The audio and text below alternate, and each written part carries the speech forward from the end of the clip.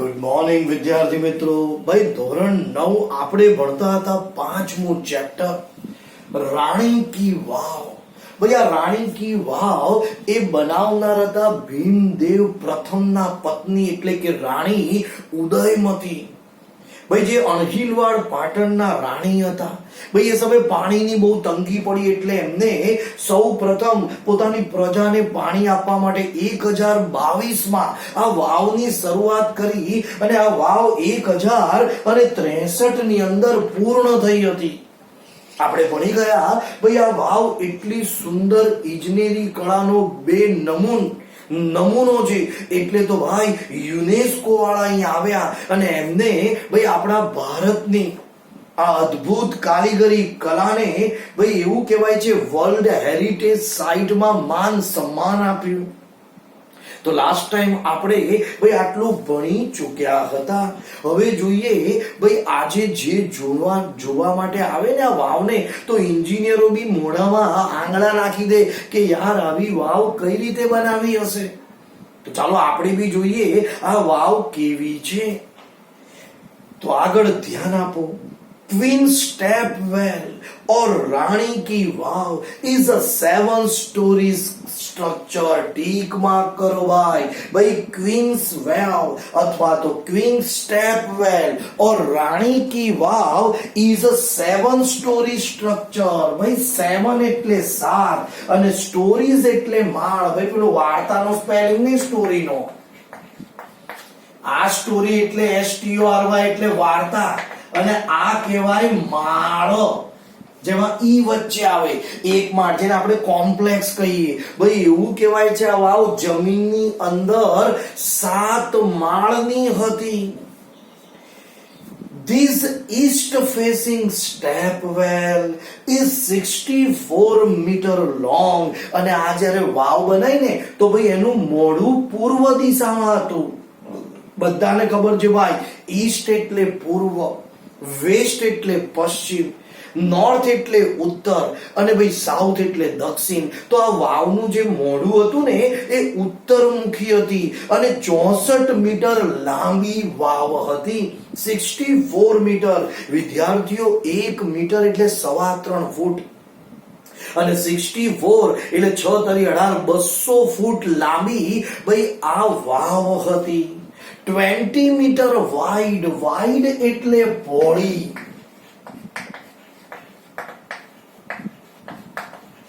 અને 20 મીટર ભાઈ આ પહોળી હતી.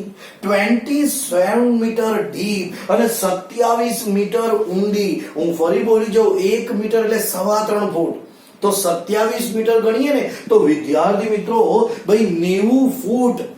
આપણે 10 માળનું એક માળ હોય તો 70 માળે 7 થયા ને પણ ભાઈ ઓછામાં ઓછા 70-80 ફૂટ કરતા બી વધારે કારણ કે 27 મીટર તો વિચાર કરો 3 તારી 9 90 ફૂટ.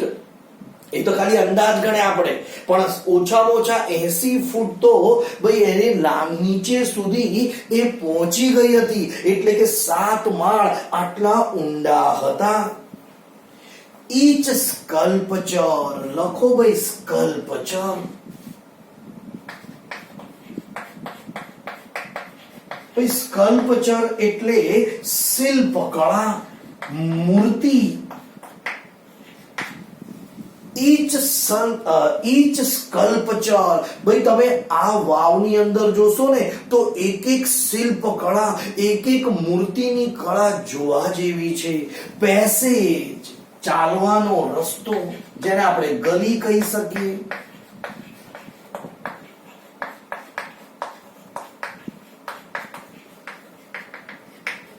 ભાઈ 7 માળ છે ને એ નીચે પણ દરેક માળ ઉપર તમે ફરી શકો એ ફરવા માટેની ગલીઓ બનાવી હતી.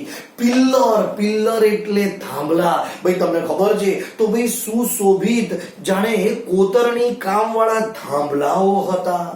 એન્ડ પેવેલિયન લખો ભાઈ પેવેલિયન.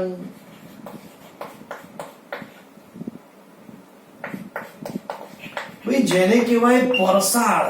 હવે પરસાળ એટલે છે ને ઊભા રહેવાની જગ્યા. 15-20 વ્યક્તિ આરામથી ઊભા રહી શકે.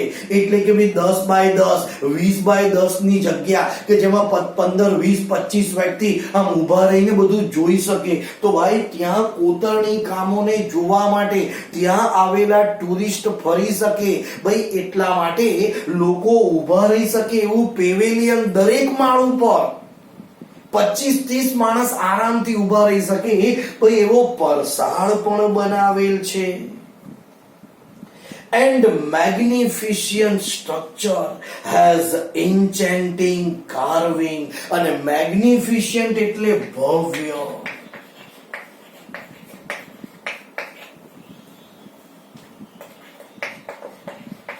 Magnificent, ભવ્ય, enchanting,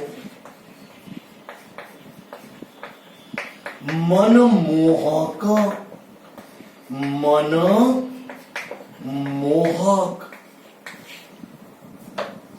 અને કાર્વિંગ કોતરણી કામ.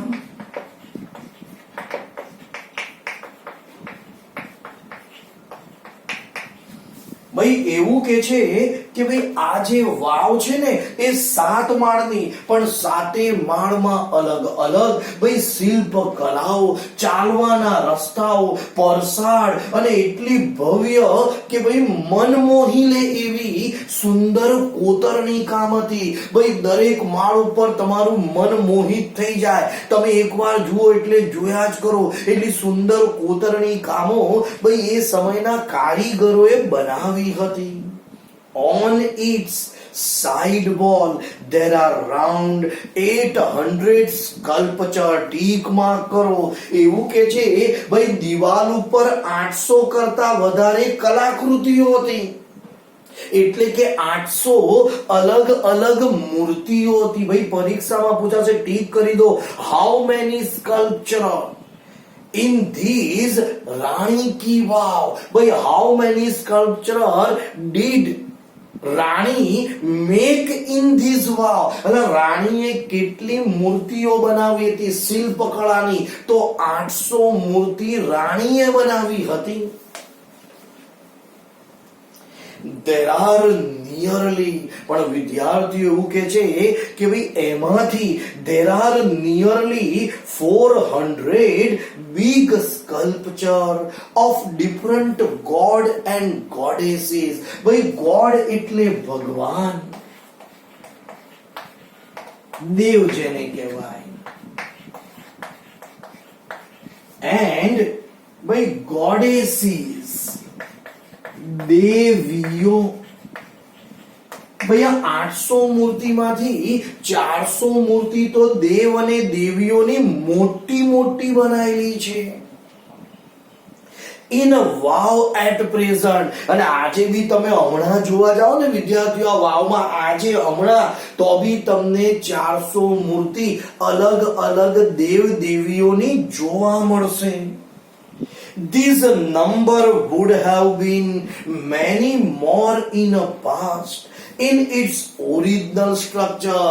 ભાઈ એવું કહેવાય છે આ તો દટાઈ ગઈ હતી વિદ્યાર્થીઓ. આ વાવ તો દેખાતી નથી, લોકો ઉપર ચાલીને રસ્તો થઈ ગયો હતો.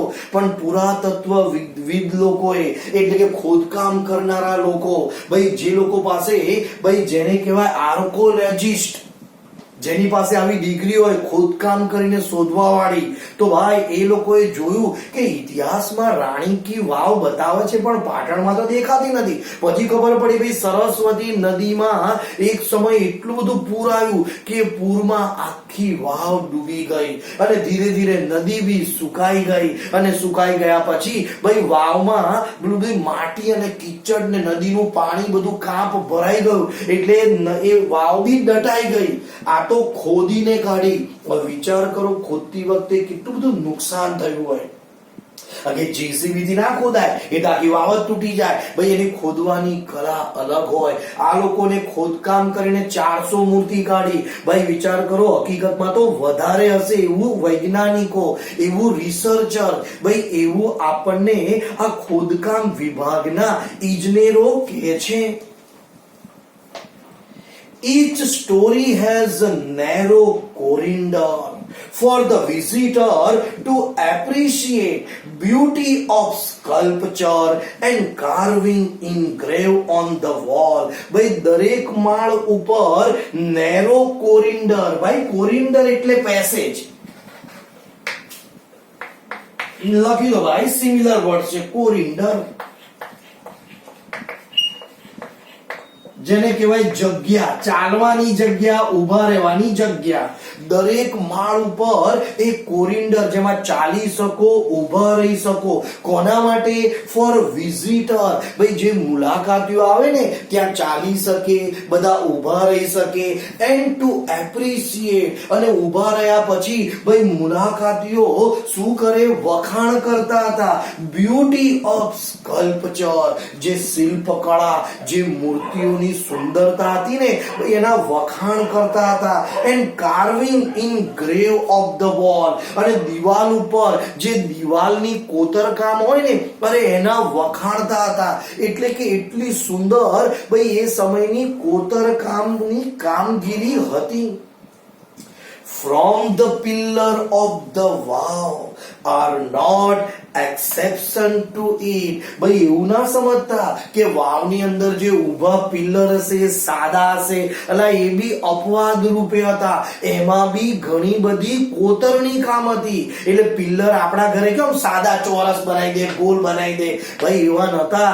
એ સમયના પિલ્લરો ઉપર પણ સુંદર કોતરણી કામ હતી. એ બી કોઈ અપવાદ જેવા નતા. ભાઈ એક્સેપ્શન્સ, અપવાદ.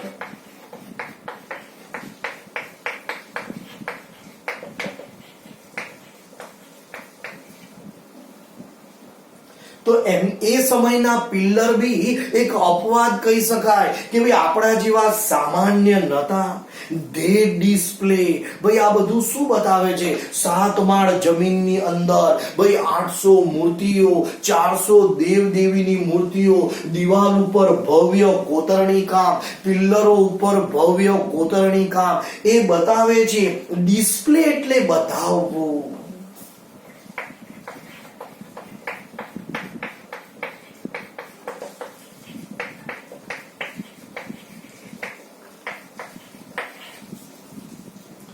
સ્પ્લેન્ડિડ એટલે ભવ્ય, અદ્ભુત.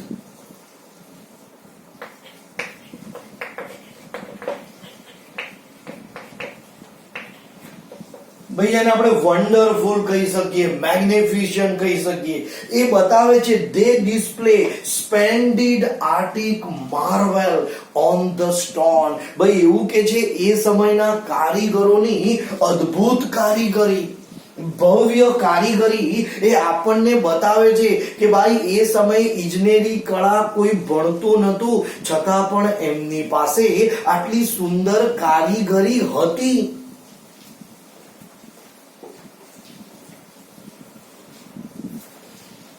આગળ વિદ્યાર્થી મિત્રો, ઇન ફેક્ટ સાચી વાત છે. The vow is solely dedicated to Vishnu. લખો વિદ્યાર્થીઓ, solely, solely, ફક્ત ને ફક્ત, ફક્ત, dedicate, સમર્પણ.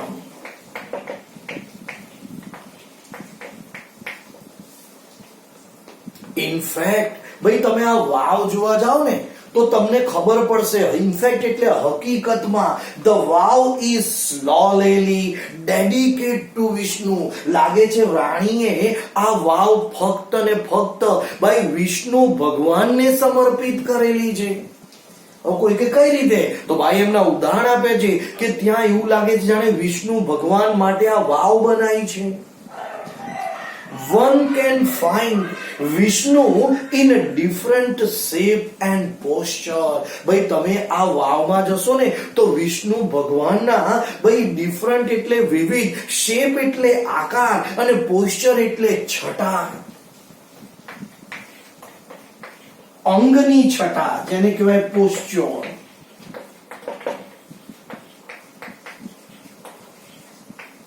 ભાઈ તમને અલગ અલગ છટાવાળા, એમાં અલગ અલગ કલાકૃતિ, હાથની, ભાઈ આંખની, મોઢાની, પગની, કમરની, ભાઈ આ બધાની અલગ અલગ છટાવાળી મૂર્તિઓ બનાવેલી છે. આફ્ટર વિષ્ણુ, ભાઈ વિષ્ણુ ભગવાન પછી next important statue of Parvati.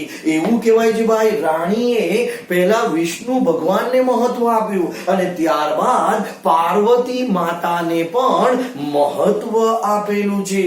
Tick mark કરજો હું બોલું ત્યારે. Nearly 15 gallery have a sculpture of Parvati. ભાઈ એવું કહેવાય છે ત્યાં 15 જે ગેલેરી છે ને ગલીઓ, એમાં તો પાર્વતી માતાઓની મૂર્તિ છે. ટીક કરો. 12 statue of goddess Gauri together at the same place are rarely found anywhere. ભાઈ આ વાવની અંદર 12 ગૌરી માતાના એટલે કે પાર્વતી માતાના રૂપ એક જ જગ્યા પર છે, જે ભાગ્ય તમને કઈ જોવા મળશે. એટલે જે પાર્વતી માતા છે ભાઈ એના કેટલા રૂપ? 12 રૂપ. ટીક કરી દો વિદ્યાર્થીઓ. 12 સ્ટેચ્યુ ઓફ ગોડેસ ગૌરી. પરીક્ષામાં પૂછાશે how many statue did the goddess of Gauri make in this vav. આ વાવમાં ગૌરી એટલે પાર્વતી માતાના કેટલા સ્ટેચ્યુ છે? તો 12 અલગ અલગ સ્ટેચ્યુ છે. The Sun Temple of Modhera has it. અને યાદ રાખજો ભાઈ સોલંકી વંશ, ભાઈ મોઢેરાનું સૂર્ય મંદિર બી એ વંશમાં જ બનેલું. એટલે એ સમયના રાજા રાણીઓ પાર્વતી માતાનું મહત્વ જાણતા હતા, એટલે ત્યાં પણ 12 પાર્વતી માતાની મૂર્તિ જે અહીંયા છે એ ત્યાં પણ બતાવેલ છે. The vow has also all 12 statue of Gauri. અને આ વાવમાં ભાઈ ગૌરી માતાના, પાર્વતી માતાના અલગ અલગ નામ વાળી 12 મૂર્તિઓ છે. જેમાં પહેલી છે ઉમા, ભાઈ બીજું છે પાર્વતી, ત્રીજું છે ગૌરી, ચોથું છે લલિતા, ભાઈ એના પછી છે શ્રીયા, કૃષ્ણા, મહેશ્વરી, રંભા, સાવિત્રી, ત્રિશંદા, તોતલ એન્ડ ત્રિપુરા. તો આમ અલગ અલગ નામની ગૌરી એટલે કે પાર્વતી માતાની મૂર્તિ છે. Beside these there are many statue of god and goddesses. અરે આની સાથે સાથે ગૌરી માતા તો ખરા, પાર્વતી માતા તો ખરા, પણ બીજા બધા દેવ દેવીઓની પણ અહીંયા મૂર્તિઓ છે. એટલે કે વાવમાં તમને જુઓ ભાઈ આપણા ભગવાનોનું સંચારણ કરેલું છે કે રાજા રાણીઓ પહેલા ભાઈ આપણા ભગવાનોને કેટલા માનતા હતા. આપણી સંસ્કૃતિ કેટલી પૌરાણિક છે એ અહીંયા આપણને બતાવે છે કે ભાઈ હિન્દુ દેવ દેવીઓ આજે આ 1000 વર્ષ જૂની છે ભાઈ વાવ.